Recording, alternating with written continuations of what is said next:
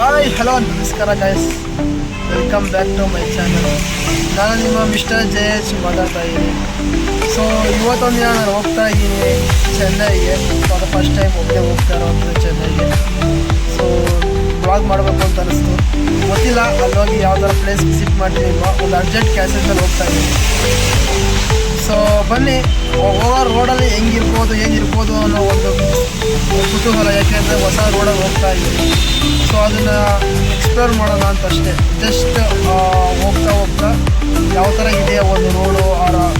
ಈ ಒಂದು 2025 ಜುಲೈಯಲ್ಲಿ ಹೋಗ್ತಾ ಇರೋವಂಥ ಟೈಮಲ್ಲಿ ಹೇಗಿದೆ ಒಂದು ಚೆನ್ನೈ ರೋಡು, ಅದನ್ನು ತೋರಿಸ್ತಾ ಹೋಗ್ತೀನಿ. ಸೊ ಬನ್ನಿ ಈ ಒಂದು ಜರ್ನಿನ ಶುರು ಮಾಡೋಣ. ನಾನು ಎಕ್ಸಾಕ್ಟಾಗಿ ನಾನು ಇವಾಗ ಇದ್ದೀನಿ ಬೆಂಗಳೂರಿನ ಹೊಸಕೋಟೆ ರೋಡಲ್ಲಿದ್ದೀನಿ. ಹೊಸಕೋಟೆ ಮೇಲಾಸಿಂದ ಹೋಗೋಣ ಅಂತ ಅಂದ್ಕೊಂಡಿದ್ದೀನಿ. ಸೊ ದಟ್ ಸ್ಟಾರ್ಟ್ ಮಾಡೋಣ ನಮ್ಮ ಜರ್ನಿನ, ಬನ್ನಿ.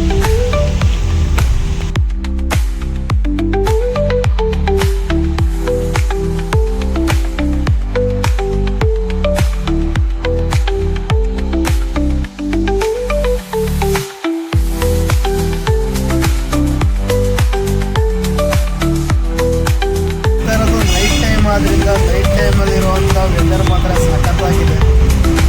ಒಂದು ಸ್ಪೆಷಲ್ ಫೀಲಿಂಗ್ ಕೊಡ್ತಿದೆ ನನಗಂತೂ. ಹತ್ರ ಹೊಸಕೋಟೆ ಹತ್ರ ಇದ್ದೀವಿ ನಾವೀಗ. ಬಟ್ ವೆದರ್ ಮಾತ್ರ ಸಖತ್ ಫೀಲ್ ಕೊಡ್ತಿದೆ. ಆ್ಯಂಡ್ ದೆನ್ ಇಲ್ಲಿಂದ ನೇಚರ್ ನೋಡಬೇಕು ಅಂತಂದರೆ ತುಂಬ ಚೆನ್ನಾಗಿ ಕೂಡ ಇದೆ. ನೀವು ಕೂಡ ಹೊಸಕೋಟೆನ ಬರ್ತಾ ನಾನು ತೋರಿಸ್ತೀನಿ. ನೆಕ್ಸ್ಟು ಹೊಸಕೋಟೆ ಹತ್ರ ನಿಮಗೆ ಸಿಗುತ್ತೆ ಹೊಸಕೋಟೆ ದಮ್ ಬಿರಿಯಾನಿಗಳು ಸಿಗುತ್ತೆ. ಹೊಸಕೋಟೆ ದಮ್ ಬಿರಿಯಾನಿ ಮಿಸ್ ಮಾಡಿದ್ರೆ ತಿಳ್ಕೊಂಡು ಹೋಗಿ. ನಾವು ಈಗ ಆಲ್ರೆಡಿ 1 o'clock 2 o'clock ಆಗಿರೋದ್ರಿಂದ ನಾನು ಹೋಗೋಕ್ಕಾಗ್ತಿಲ್ಲ. ಬಟ್ ನೀವು ಅಪ್ರಾಕ್ಸ್ 4 o'clock ಮೇಲೆ ಬಂತು ಅಂತಂದರೆ 4 ಗಂಟೆಗೆ ಸ್ಟಾರ್ಟ್ ಆಗುತ್ತೆ ದಮ್ ಬಿರಿಯಾನಿ ಹೊಸಕೋಟೆಯಲ್ಲಿ. ಬಂದರೆ in case Hoskote dum biryani miss ಮಾಡಿದ್ರೆ ತಿಳ್ಕೊಂಡು ಸಾಕಾಗಿರುತ್ತೆ. ಇನ್ ಕೇಸ್ ನೀವು ಆ ಒಂದು ಹೊಸಕೋಟೆ ಬಿರಿಯಾನಿನ ಟೇಸ್ಟ್ ಮಾಡ್ತು ಅಂತಂದರೆ ಬೇರೆ ಟೇಸ್ಟ್ ಮಾಡೋದಕ್ಕೆ ಹೋಗೋದಿಲ್ಲ. ಅಷ್ಟು ಚೆನ್ನಾಗಿರುತ್ತೆ ಅಂತಲೇ ಹೇಳ್ಬೋದು.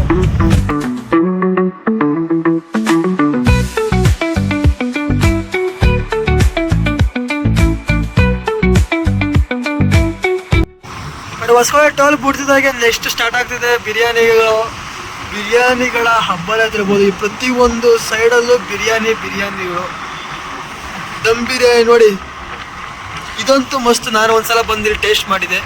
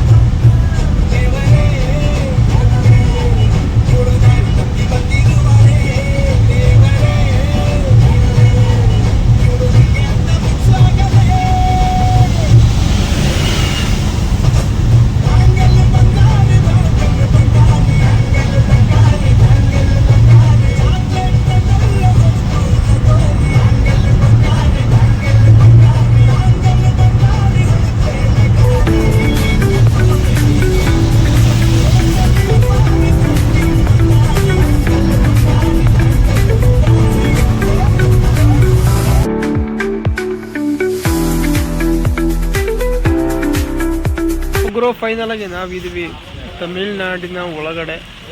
ತಮಿಳ್ನಾಡಿಂದ ನಾವು ಚೆನ್ನೈಗೆ ಡೈರೆಕ್ಟಾಗಿ ಇಲ್ಲಿಂದ ಹೋಗ್ತಾ ಇದ್ದೀವಿ. ಚೆನ್ನೈ ಇಲ್ಲಿಂದ ಅಪ್ರಾಕ್ಸ್ 180 ಕಿಲೋಮೀಟರ್ ಇದೆ.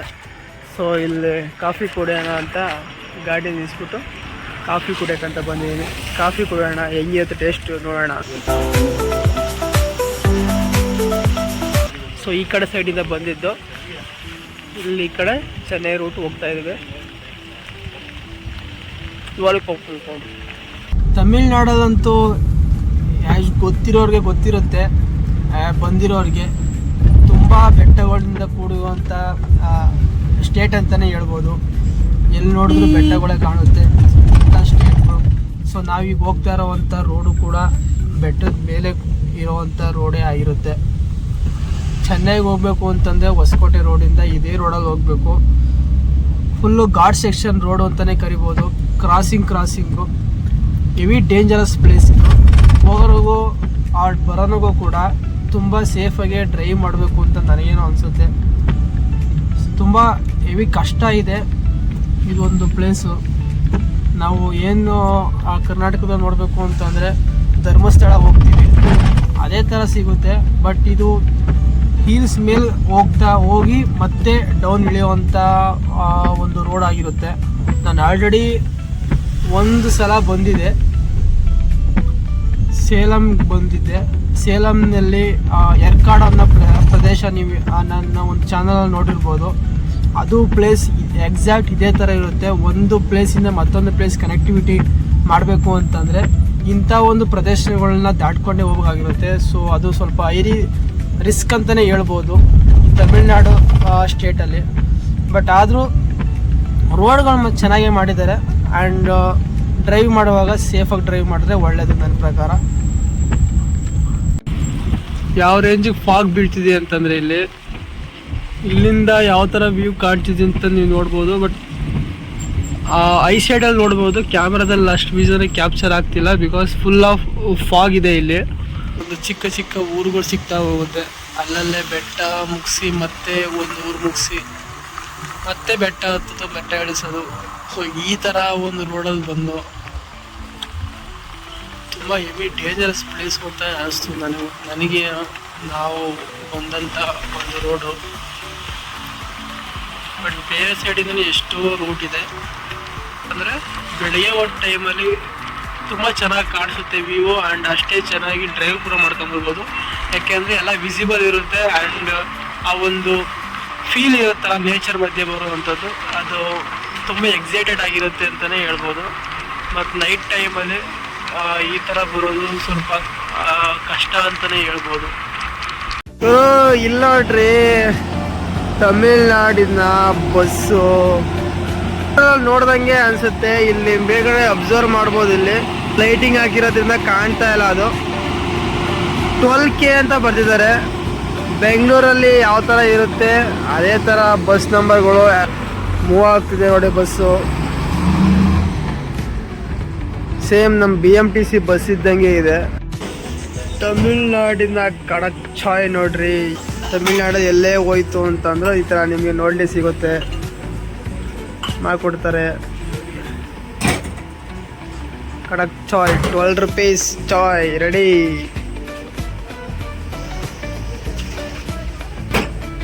ಇಲ್ಲಂತೂ ಬಸ್ಗಳು ತುಂಬ ಜಾಸ್ತಿನೇ ಓಡಾಡ್ತಾ ಹೋಗ್ರು. ನಾವು ನೋಡಿದಾಗಲಿ ಇದಾಗಲೇ 3ನೇ ಬಸ್ಸು. ಏನು 10 ನಿಮಿಷಕ್ಕೆ ಇರ್ಬೋದೇನಪ್ಪ ಬಸ್ಸು ಇದೆ.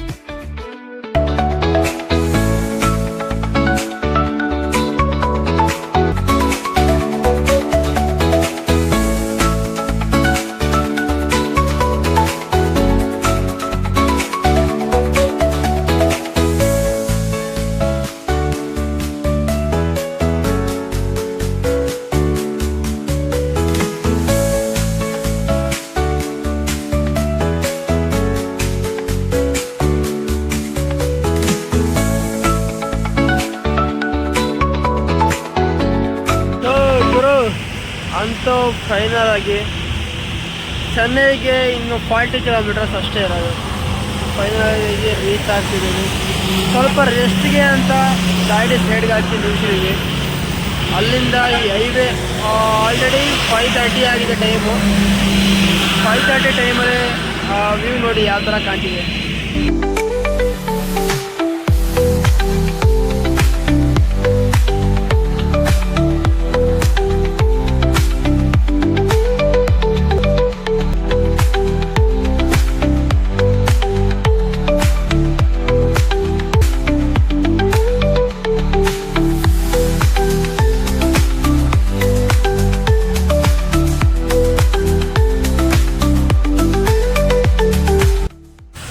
ಸೊ ಇದು ಈ ರೋಡ್ ನೀವೇನು ನೋಡ್ತಿದ್ದೀರಾ,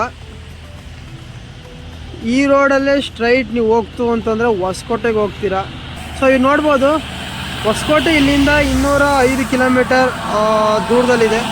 ಸೊ ಇದೇ ರೋಡಲ್ಲಿ ಮೇನ್ ರೋಡಲ್ಲಿ ಹೋಗ್ತು ಅಂತಂದರೆ ಹೊಸಕೋಟೆಗೆ ಡೈರೆಕ್ಟ್ ರೀಚ್ ಆಗ್ಬೋದು.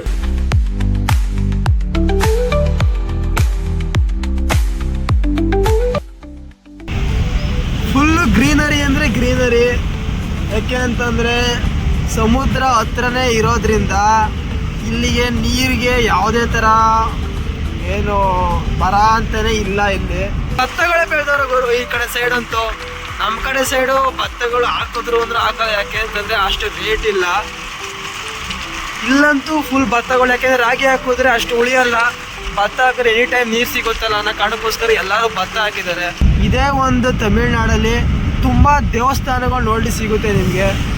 ದೇವಸ್ಥಾನಗಳು ಆರ್ಕಿಟೆಕ್ಚರ್ ಕೂಡ ಅಷ್ಟೇ ಚೆನ್ನಾಗಿರುತ್ತೆ. ಯಾಕೆ ಅಂತಂದರೆ ಇಲ್ಲಿ ಜಾಸ್ತಿ ಆಳಿರೋವಂಥ ಒಂದು ಏನು ಮನೆತನ ಅಂತಂದರೆ ಚೋಳರ ಕಾಲದ್ದು ಒಂದು ಶೈಲಿಗಳು ಏನಿವೆ ಅಲ್ಲಿ ಅಂಥ ಶೈಲಿಗಳನ್ನ ಈ ಒಂದು ದೇವಸ್ಥಾನಗಳಲ್ಲಿ ತುಂಬಾ ನೋಡಲಿ ಸಿಗುತ್ತೆ.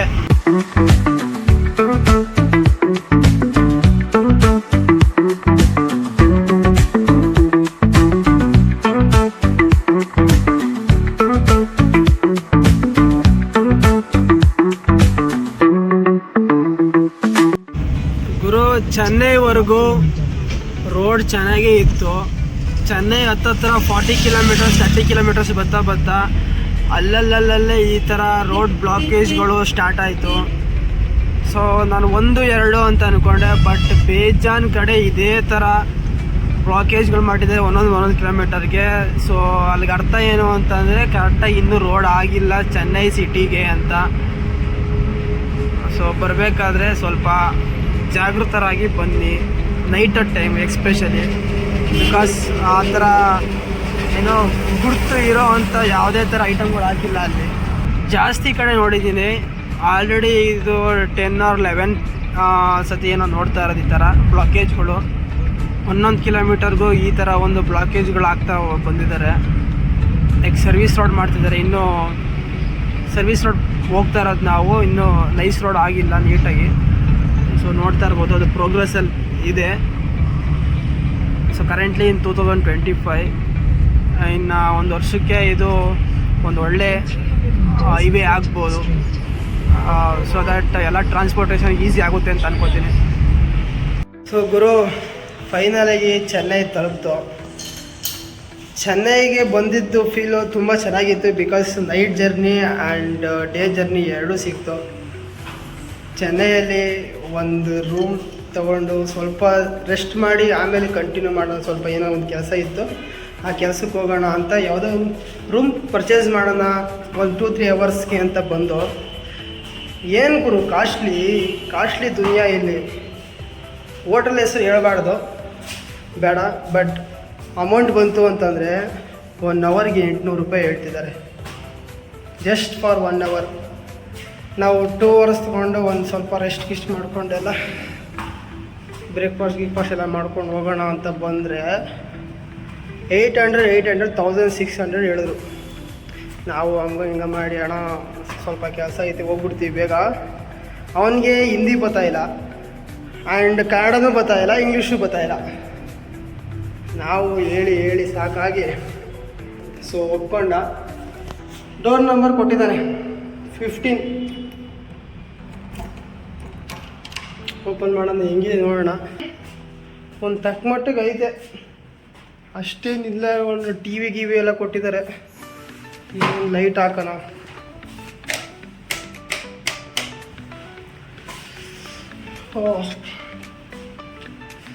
ಟಿ ವಿ ಎಲ್ಲ ಕೊಟ್ಟವ್ರೆ.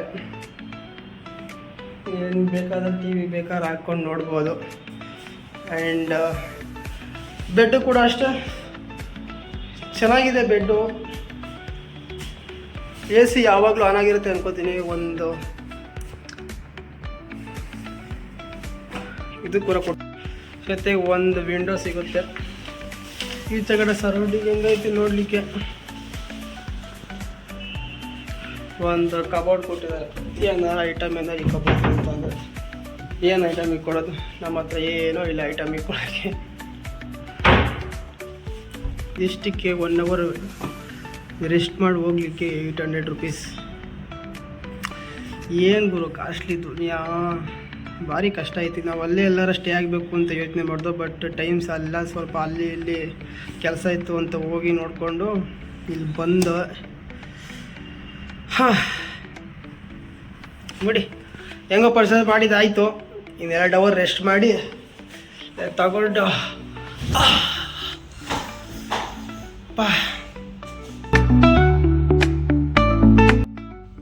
ಗುರು ಆಫ್ಟರ್ 9 hours ಅಂದರೆ ನಾನು ಮಾರ್ನಿಂಗ್ 7 o'clock 8 o'clockಗೆ ಬಂದಿದ್ದೆ. ಅದಾದಮೇಲೆ ಆಲ್ರೆಡಿ ಈವ್ನಿಂಗ್ ಆಗಿದೆ. ಕೆಲಸ ಎಲ್ಲ ಮುಗಿಸ್ಕೊಂಡಿದ್ದಾಯಿತು, ಸ್ವಲ್ಪ ಟೈಮ್ ಸಿಕ್ತು. ಸೊ ಒಂದು ಬೀಚ್ ನೋಡೋಣ ಅಂತ ಹೋಗ್ತಾ ಇದ್ದೀನಿ. ಆ ಬೀಚ್ ಅಲ್ಲಿಗೆ ಹೋದ್ಮೇಲೆ ಹೇಳ್ತೀನಿ ಯಾವ ಬೀಚು ಅಂತ. ತುಂಬ ಚೆನ್ನಾಗಿದೆ. ಸೊ ಮುಂದೆ ಹೋಗ್ತಾ ಇದ್ದೀನಿ. ಹೋಗ್ತಾ ಇರುವಂಥ ರೋಡ್ ಹೇಗಿದೆ ನೋಡೋಣ ಬನ್ನಿ. ಗುರು ನೋಡ್ರಿ, ತಮಿಳ್ನಾಡಲ್ಲಿ ಕಾಲೇಜ್ನ ಯಾವ ರೀತಿ ಕಟ್ಟಿದ್ದಾರೆ. ಕಾಲೇಜ್ನ ದೇವಸ್ಥಾನ ಅಂತ ತಿಳಿಬೇಕು, ಬಟ್ ಇವರು ಕಾಲೇಜ್ನೇ ದೇವಸ್ಥಾನ ಥರ ಮಾಡಿಬಿಟ್ಟಿದ್ದಾರೆ. ಅಲ್ಲಿ ನೋಡ್ರಿ, ತಮಿಳ್ನಾಡಿನ ಮೆಟ್ರೋ ಸ್ಟೇಷನ್ನು ಯಾವ ಥರ ಕಾಣ್ತಿದೆ ಕಂಪೇರ್ಡ್ ಟು ಬೆಂಗಳೂರಿಗೆ. ತುಂಬ ಕೆಳಗಡೆ ಹೋಗುತ್ತೆ ಟ್ರೈನು, ಮೆಟ್ರೋ. ನಮ್ಮ ಬೆಂಗಳೂರು ಸ್ವಲ್ಪ ಹೈಟಾಗಿ ಹೋಗುತ್ತೆ, ಇಲ್ಲಿ ತುಂಬ ಕೆಳಗಡೆ ಹೋಗುತ್ತೆ metro. And then metro station ಬಹಳ ದೊಡ್ಡದಾಗಿದೆ.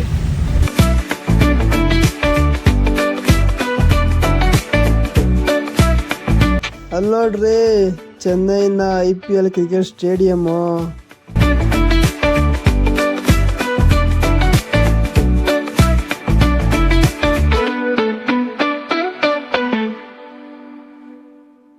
ನಾನು ನಿಮ್ಮೊಂದು ಪ್ಲೇಸಿಗೆ ಕರ್ಕೊಂಬರ್ಬೇಕು ಅಂತ ಕೆಲಸ ಎಲ್ಲ ಮುಗಿಸಿ ಈವ್ನಿಂಗ್ ಬಂದಿದ್ದೀನಿ. ನಿಮಗೆ ತೋರಿಸ್ತೀನಿ ಯಾವ ಪ್ಲೇಸು ಅಂತ. ಇದು ನೋಡ್ತಾ ಇದ್ದೀರಾ, ಇಷ್ಟು ದೊಡ್ಡವಾಗಿದೆ. ನಾನು ಬಂದಿದ್ದೀನಿ ಪ್ರಪಂಚದ ಅತಿ ದೊಡ್ಡ ಅಂತ ಹೇಳ್ಬೋದು, ಅಂದರೆ 2ನೇಯ ಬೀಚಿಗೆ ಬಂದಿದ್ದೀನಿ. ಆ ಬೀಚ್ ಹೆಸರು ಏನು ಅಂತಂದರೆ ಮರೀನಾ ಬೀಚಿಗೆ ಬಂದಿದ್ದೀನಿ. ಸೊ ನೀವು ನೋಡ್ತಾ ಇರ್ಬೋದು ಎಷ್ಟು ದೊಡ್ಡದಾಗಿದೆ ಬೀಚು ಅಂತ. ಆ್ಯಂಡ್ ದೆನ್ ಈ ಬೀಚಿಗೆ ಈವ್ನಿಂಗ್ ಬಂದಿದ್ದೀನಿ. ಈವ್ನಿಂಗಲ್ಲಿ ಇಲ್ಲಿ ಯಾವ ಥರ ಇರುತ್ತೆ ಅಂತಂದ ಪ್ರತಿಯೊಂದನ್ನು ನೀವು ನೋಡ್ತಾ ಇದ್ದೀನಿ, ನಾನು ತೋರಿಸ್ತೀನಿ ನಿಮಗೆ. ಸೊ ಬನ್ನಿ.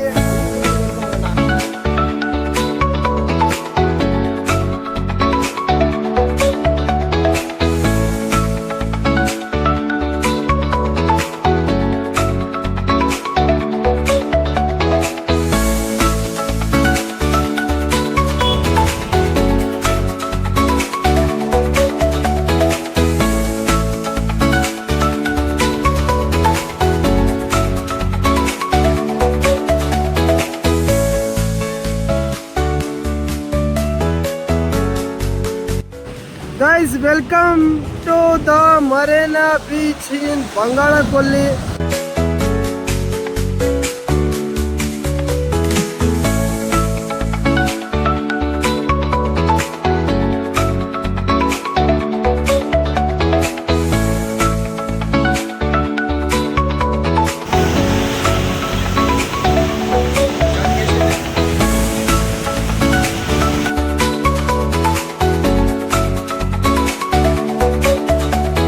ನೈಟ್ ಟೈಮಲ್ಲಿ ಅಂತ ಬಂದು ಈ ಥರ ಲೈಕ್ ಸಮುದ್ರದಲ್ಲಿ ವ್ಯೂ ನೋಡ್ತೀನಿ ಅಂತ ಅಂದ್ಕೊಂಡಿರಲಿಲ್ಲ. ಸಖತ್ತಾಗಿತ್ತು ಮಾತ್ರ ವ್ಯೂ. ಆ್ಯಂಡ್ ದೆನ್ ಇಲ್ಲಿರೋ ಅಂಥ ಏನು ಅಲೆಗಳು ಬರ್ತಿದೆಯಲ್ಲ, ಅಲೆಗಳಿಗೆ ನಾನಂತೂ ಫಿದಾ ಆಗೋದೆ. ಇಲ್ಲಿನ ನೇಚರ್ ಕೂಡ ಅಷ್ಟೇ ಚೆನ್ನಾಗಿದೆ. ಆ್ಯಂಡ್ ಬೆಳಗ್ಗೆ ಟೈಮ್ ಹೇಗಿರುತ್ತೆ ಅಂತ ಗೊತ್ತಿಲ್ಲ. ಆ್ಯಂಡ್ ನನಗೊಂದು ಗೊತ್ತಿದೆ, ಇದು ಬಂಗಾಳಕೊಲ್ಲಿ ಆಗಿರೋದ್ರಿಂದ, ಲೈಕ್ ಈ ನಮ್ಮ ಭಾರತದ ಲಾಸ್ಟ್ ಬಾರ್ಡ್ರ್ ಆಗಿರೋದ್ರಿಂದ ಮಾರ್ನಿಂಗ್ ಟೈಮ್ ಬಂದರೆ ನಾವು ಸನ್ರೈಸ್ನ ತುಂಬ ಚೆನ್ನಾಗಿ ನೋಡ್ಬೋದು ಅಂತ ಗೊತ್ತಿದೆ.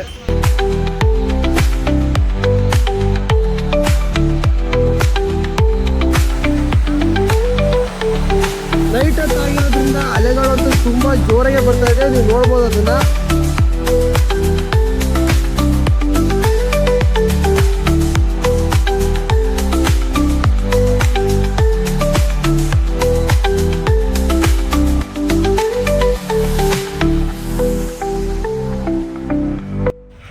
ನೈಟ್ ಟೈಮಲ್ಲಿ ಬಂದಿರೋವಂಥ ಫೀಲು ತುಂಬ ಚೆನ್ನಾಗಿದೆ.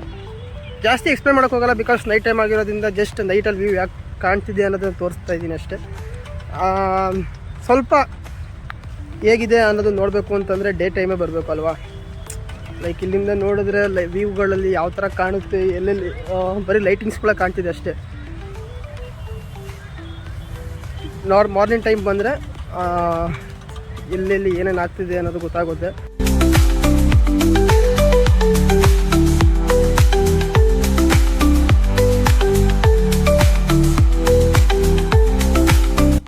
ಒಂದು ಮರದೆ ಬೀಚಲ್ಲಿ ಫಿಶ್ ಫೇಮಸ್ ಅಂತ ಎಲ್ಲ ಕೇಳಿಪಟ್ಟಿದೆ. ಫಿಶ್ ಟೇಸ್ಟ್ ಮಾಡೋಣ ಅಂತ ಬಂದಿದ್ದೀನಿ. ಟೇಸ್ಟ್ ಮಾಡೋಣ ಹೇಗಿರುತ್ತೆ ನೋಡೋಣ. ಕಬಾಬ್ ನೋಡ್ರಿ, ಕಬಾಬ್ ತಂದು ದಿಕ್ಕವ್ರೆ. ಫಿಶ್ ಕಬಾಬ್, ಫಿಶ್ ಕಬಾಬ್.